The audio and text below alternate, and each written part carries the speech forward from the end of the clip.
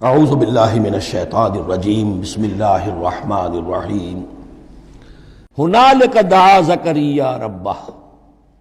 ہنالک یہ بالکل اس طرح سے دیر اینڈ دین، جب یہ مشاہدہ ہوا حضرت زکریا کو تو انہوں نے بھی ایک دعا کی اپنے پروردگار سے۔ ہنالک دعا زکریا ربہ رب قال رب ہب لی من لدنک ذریۃ طیبہ، اے اللہ مجھے بھی بڑی کوئی پاکیزہ اولاد عطا کر دے۔ بہت بوڑھے ہو چکے تھے، ان کی اہلیہ جو ہے وہ بھی بہت بوڑھی ہو چکی تھی، ضعیفہ تھی اور ساری عمر بانجھ رہی تھی، لاولد تھے۔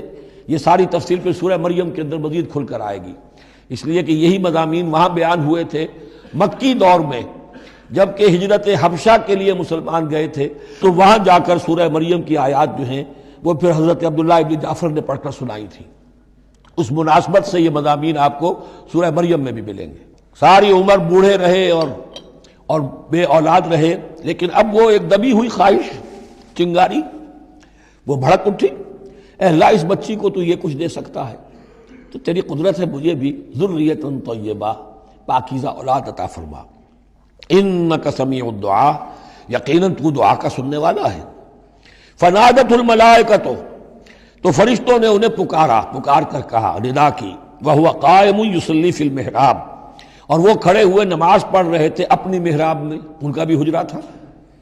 ان اللہ یبشرک بیحییٰ، اللہ تعالیٰ تمہیں بشارت دیتا ہے زکریا یحییٰ کی، مصدقا بکلمۃ من اللہ، جو تصدیق کرے گا ایک ایسے شخص کی جو اللہ کا خاص کلمہ ہوگا، یعنی حضرت عیسیٰ، کلمۃ منہ، یہ بعد میں باتیں آئیں گی، وسیداً، اور سردار ہوگا، وحسوراً، اور تجرد کی زندگی گزارے گا، وَنَبِيًّا مِّنَ الصَّالِحِينَ، اور نبی ہوگا صالحین میں سے۔ یہاں نوٹ کر لیجئے کہ آخری مدح کا لفظ جو حضرت یحییٰ کے لیے آیا ہے وہ نبی ہے، نَبِيًّا مِّنَ الصَّالِحِينَ۔ قَالَ رَبِّ أَنَّىٰ يَكُونُ لِي غُلَامٌ، ابھی خود دعا کر رہے تھے لیکن غالباً اس کی بڑی توثیق چاہ رہے ہیں اللہ سے، ری ایشورنس۔ کہا پروردگار میرے ہاں کیسے بیٹا ہو جائے گا، وَقَدْ بَلَغَنِيَ الْكِبَرُ، جبکہ میں انتہائی بوڑھا ہو چکا ہوں، وَامْرَأَتِي عَاقِرٌ، اور میری بیوی جو ہے بانجھ رہی ہے۔ قال كذلك اللہ یفعل ما یشاء، تو انہوں نے کہا کہ اللہ نے فرمایا کہ اللہ کرتا ہے اسی طرح، یا فرشتوں نے جواب دیا جو چاہتا ہے کرتا ہے، اسے اسباب کی احتیاج نہیں ہے، اسباب اس کے محتاج ہیں، اللہ اسباب کا محتاج نہیں ہے۔ قال رب اجعل لی آیہ، انہوں نے عرض کیا پروردگار میرے لیے کوئی نشانی مقرر کر دے، مجھے معلوم ہو جائے کہ واقعی ایسا ہونا ہے اور واقعی یہ کلام جو میں سن رہا ہوں تیری طرف سے ہے۔ قال آیتک الا تکلم الناس ثلاثۃ ایام الا رمزا، اللہ نے فرمایا کہ اب نشانی یہ ہے تمہارے لیے کہ اب 3 دن تک تم لوگوں سے گفتگو نہیں کر سکو گے سوائے اشارے کنائے کے، یعنی قوت گویائی سلب ہو گئی ان کی، اب وہ بول نہیں سکتے تھے 3 دن تک۔ وَاذْكُر رَّبَّكَ كَثِيرًا، اپنے دل میں اپنے رب کو یاد کرتے رہو کثرت کے ساتھ۔ وَسَبِّحْ بِالْعَشِيِّ وَالْإِبْكَارِ، اور تسبیح کیا کرو شام کے وقت بھی اور صبح کے وقت بھی۔ صدق اللہ العظیم۔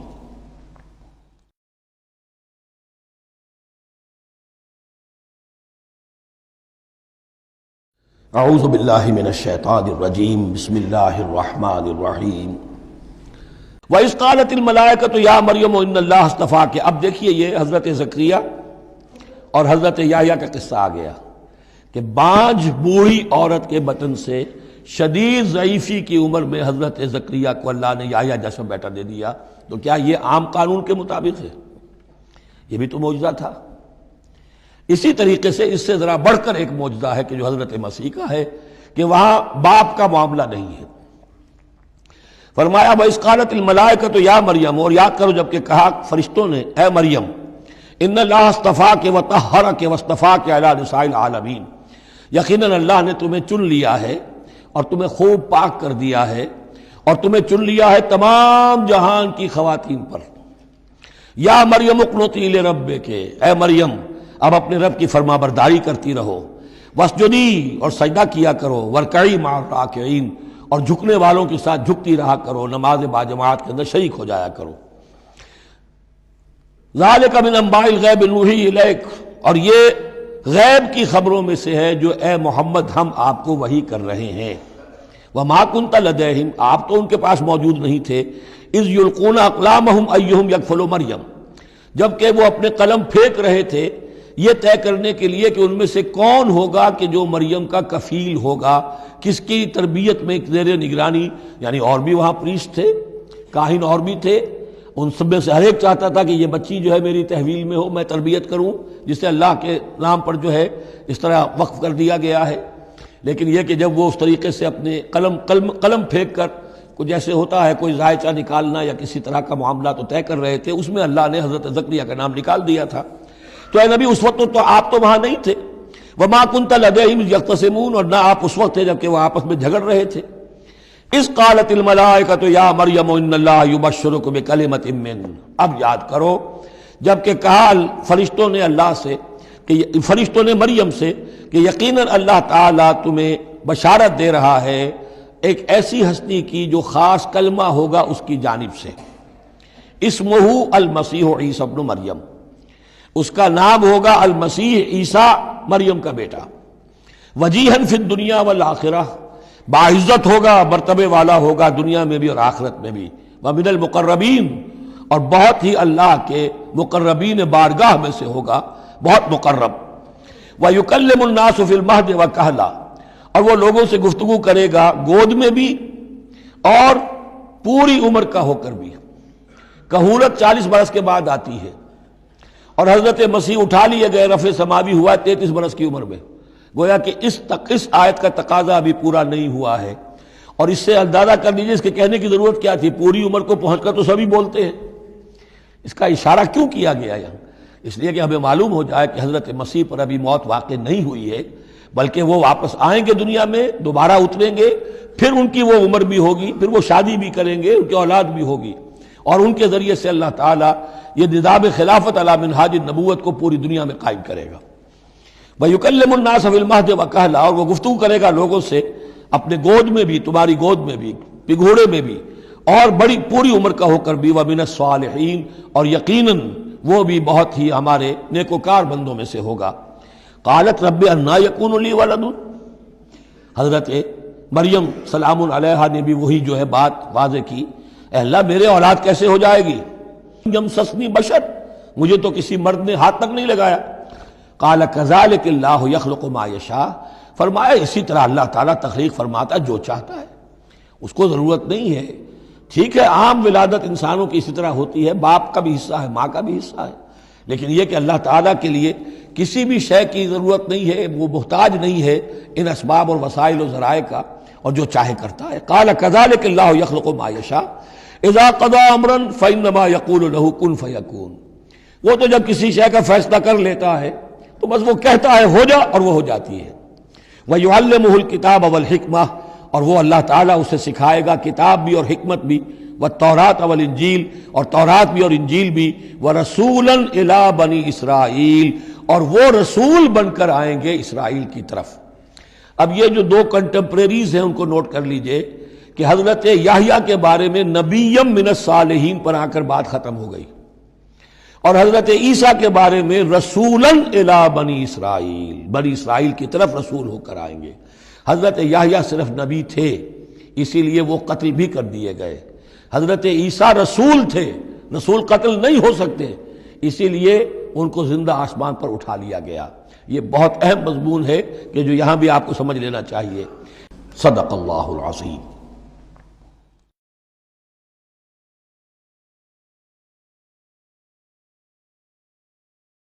اعوذ باللہ من الشیطان الرجیم، بسم اللہ الرحمن الرحیم۔ وَيُعَلِّمُهُ الْكِتَابَ وَالْحِكْمَةَ وَالتَّوْرَاةَ وَالْإِنْجِيلَ وَرَسُولًا إِلَىٰ بَنِي إِسْرَائِيلَ، صدق اللہ العظیم۔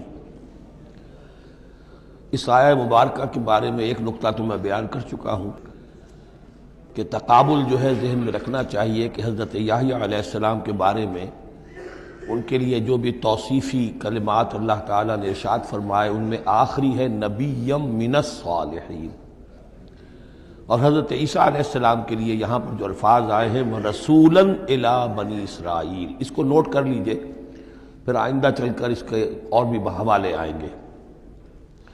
دوسری بات جو نوٹ کرنے کی ہے وہ یہ کہ کتاب اور حکمت اور تورات اور انجیل، ان چار چیزوں کے مابین جو تین واو آئے ہیں، ان میں سے دو واو عطف ہیں، ایک واو تفسیر ہے۔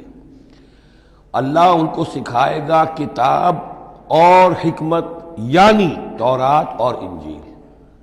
یہ درمیانی واو جو ہے یہ یعنی کے معنی میں ہے، اس لیے کہ جیسا کہ میں کئی مرتبہ پہلے بتا چکا ہوں، تورات میں صرف احکام تھے، حکمت نہیں تھی۔ انجیل میں صرف حکمت ہے، احکام نہیں ہے، اور اسی نقطے کو سمجھ لینے سے ساری گتھی حل ہوتی ہے، اور اگر اسی کو نہیں سمجھا ہے لوگوں نے تو پھر بہت ان کے ذہنوں میں پریشانیاں رہتی ہیں۔ تو اس مقام کو نوٹ کیجئے، وَيُعَلِّمُهُ الْكِتَابَ وَالْحِكْمَةَ، اللہ اسے سکھائے گا کتاب بھی اور حکمت بھی، وَالتَّوْرَاةَ وَالْإِنجِيلَ، یعنی تورات بھی اور انجیل بھی، وَرَسُولًا إِلَىٰ بَنِي إِسْرَائِيلَ انی قد جئتکم بآیۃ من ربکم۔ ابھی تک گفتگو ہو رہی تھی کہ حضرت مریم سلام علیہا کو یہ ساری خوشخبریاں اللہ تعالیٰ کی طرف سے دی گئی۔ اب یوں سمجھئے، to cut a long story short, درمیان کا وقفہ، ان کی ولادت ہوئی، وہ پلے بڑھے، وہ ساری تاریخ بیچ میں سے حذف کر کے نقشہ کھینچا جا رہا ہے اب کہ حضرت مسیح علیہ السلام نے اب اپنی دعوت کا آغاز کر دیا ہے۔ انی قد جئتکم بآیۃ من ربکم، میں تمہارے پاس آیا ہوں تمہارے رب کی طرف سے نشانی لے کر۔ انی اخلق لکم من الطین کہیئۃ الطیر، کہ میں تمہارے سامنے یا تمہارے لیے بناتا ہوں گارے سے ایک پرندے کی شکل، فانفخ فیہ، پھر میں اس میں پھونک مارتا ہوں، فیکون طیرا باذن اللہ، تو وہ بن جاتا ہے اڑتا ہوا پرندہ اللہ کے حکم سے۔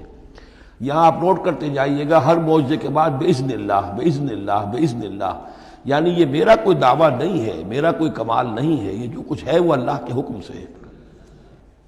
وَأُبْرِئُ الْأَكْمَحَ وَالْأَبْرَصَ وَأُحْيِي الْمَوْتَىٰ بِإِذْنِ اللَّهِ، اور میں شفا دے دیتا ہوں مادرزاد اندھے کو بھی اور کوڑھی کو بھی، اور میں مردہ کو زندہ کر دیتا ہوں بِإِذْنِ اللَّهِ، اللہ کے حکم سے۔ وَأُنَبِّئُكُم بِمَا تَأْكُلُونَ وَمَا تَدَّخِرُونَ فِي بُيُوتِكُم، اور میں تمہیں یہ بھی بتا سکتا ہوں کہ تم کیا کھاتے ہو اور کیا چیزیں تم نے اپنے گھروں میں ذخیرہ کر رکھی ہیں۔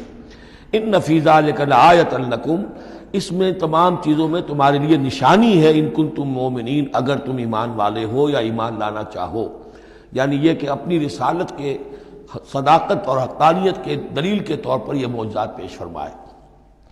وَمُصَدِّقًا لِمَا بَيْنَ يَدَيَّ مِنَ التَّوْرَاةِ، اور میں تصدیق کرتے ہوئے آیا ہوں اس کی کہ جو میرے سامنے موجود ہے تورات میں سے۔ وَلِأُحِلَّ لَكُمْ بَعْضَ الَّذِي حُرِّمَ عَلَيْكُمْ، اور تاکہ میں کچھ حلال قرار دوں تم پر وہ چیزیں جو تم پر حرام کر دی گئی ہیں۔ یہ اصل میں اشارہ ہے سبت کے حکم کے بارے میں، کہ جیسے ہمارے ہاں بھی بعض جو مذہبی مزاج کے لوگ ہوتے ہیں ان میں پھر بڑی سختی پیدا ہو جاتی ہے، غلو کرتے چلے جاتے ہیں دین کے احکام میں۔ تو سبت کے حکم میں یہودیوں نے اس حد تک غلو کر لیا تھا کہ کسی مریض کو دعا کرنا اس کے لیے کہ اللہ اس کو شفا دے دے، یہ بھی نہیں کرنا، کچھ نہیں کرنا، کوئی کام، گویا کہ یہ بھی دنیا کا کام ہے۔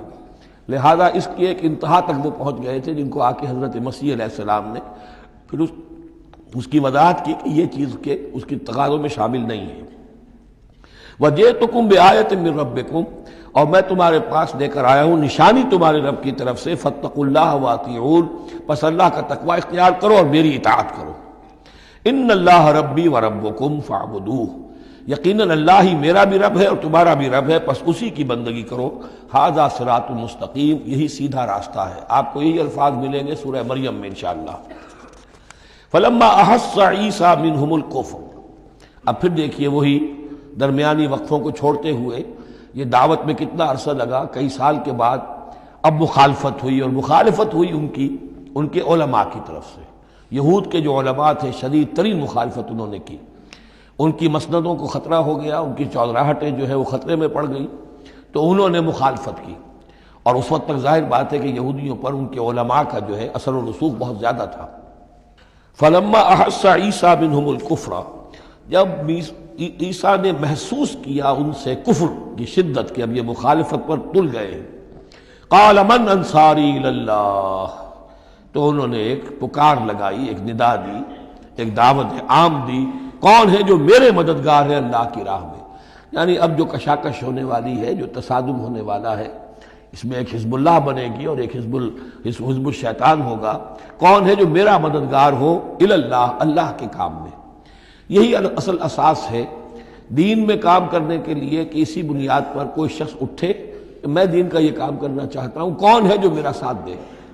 یہ ایک بالکل طبعی طریقہ ہوتا ہے جماعت سازی کا۔ ایک داعی اور داعی پر اعتماد کرنے والے، داعی سے اتفاق کرنے والے لوگ اس کے ساتھی بن جاتے ہیں۔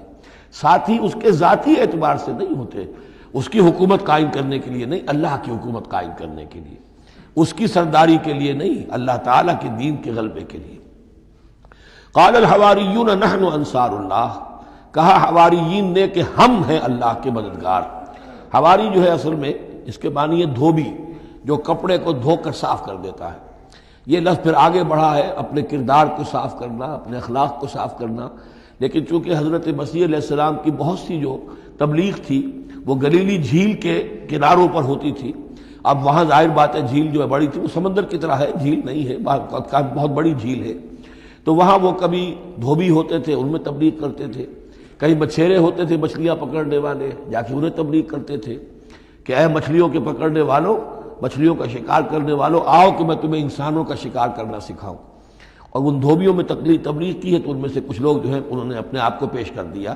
قال الحواریون نحن انصار اللہ آمنا باللہ، ہم ایمان لائے اللہ پر، واشہد بأننا مسلمون، تو آپ بھی اب گواہ رہیے گا کہ ہم اللہ کے فرمانبردار ہیں۔ ربنا آمنا بما انزلت، اے رب ہمارے ہم ایمان لے آئے اس پر جو تو نے نازل فرمایا، واتبعنا الرسول، اور ہم اتباع کر رہے ہیں تیرے رسول کی، فاکتبنا مع الشاہدین، تو اے پروردگار ہمارا نام گواہوں میں لکھ لے۔ یہ گواہ یہی ہے کہ جو لفظ اختیار کیا گیا ہے اب عیسائیوں کے خاص فرقے کی طرف سے، یہواز وٹنسز۔ یہوا کا لفظ جو ہے وہ عبرانی میں خدا کے لیے، خدا کے گواہ، یعنی وہی بات کہ جو قرآن مجید میں آئی ہے، وَكَذَلِكَ جَعَلْنَاكُمْ أُمَّةً وَسَطًا لِتَكُونُوا شُهَدَاءَ عَلَى النَّاسِ وَيَكُونَ الرَّسُولُ عَلَيْكُمْ شَهِيدًا، تو اللہ ہمیں اپنے گواہوں میں ہمارا نام لکھ لے، یہواز وٹنسز۔ فَاكْتُبْنَا مَعَ الشَّاهِدِينَ، مراد یہ نہیں ہے کہ یہ یہواز وٹنسز وہ لوگ ہیں، میں نے صرف وہ لفظ کی مناسبت کہ انہوں نے یہ لفظ کیوں اختیار کیا ہے، تو یہ لفظ قدیم ہے، اسلامی حکمت اور اسلام کی مصطلحات جو ہیں ان میں اس کی ایک حیثیت ہے۔ صدق اللہ العظیم۔